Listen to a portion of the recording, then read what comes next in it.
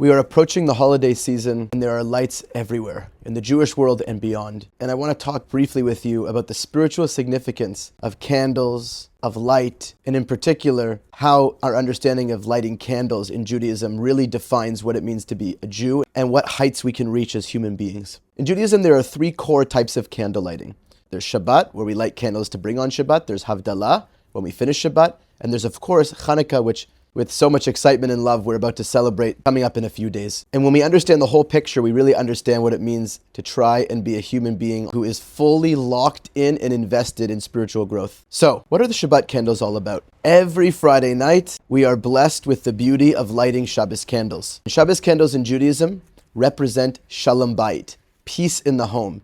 It is the inner light that we cultivate within the sacred walls of our private lives with our families and our loved ones.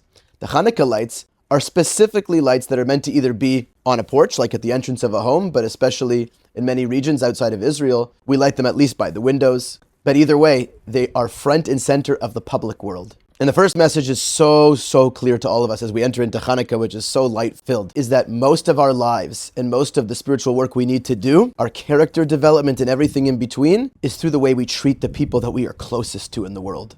Of course, we want to be loving to everybody, but if you want to have a test of our character, our rabbis teach us, look at how you treat the people that are closest to you, the people that you see yourselves, both positive and, God forbid, negative, how you deal with your character development there. And if Judaism, we have a choice and we only have enough light to light either Hanukkah or Shabbat candles, if someone is unable to do both, Shalom Bayis is first. The candles for Shabbat take the priority. We do light Hanukkah candles first in general, but if there's a choice, it's always Shabbat. It's crazy to think how we sometimes are so kind to people. We could be in, God forbid, such a bad mood. And we could be so nice to the world around us when we have to be in the public. But what we really need to test ourselves in is how we treat the people we love the most, when we're the most real and the most raw. And of course, there's a development of positivity that we can be ourselves. But we got to be so careful to shine our light at home. And then, of course, once a year and in general life, we want to have Hanukkah candles and be public and share a light to the world and care about everybody and the Jewish people and everybody in between. And then there's Havdalah candles, which is the fusion. Different wicks have to align together. There has to be basically a torch. And that represents the inner light of Shabbat and the outer light of the week.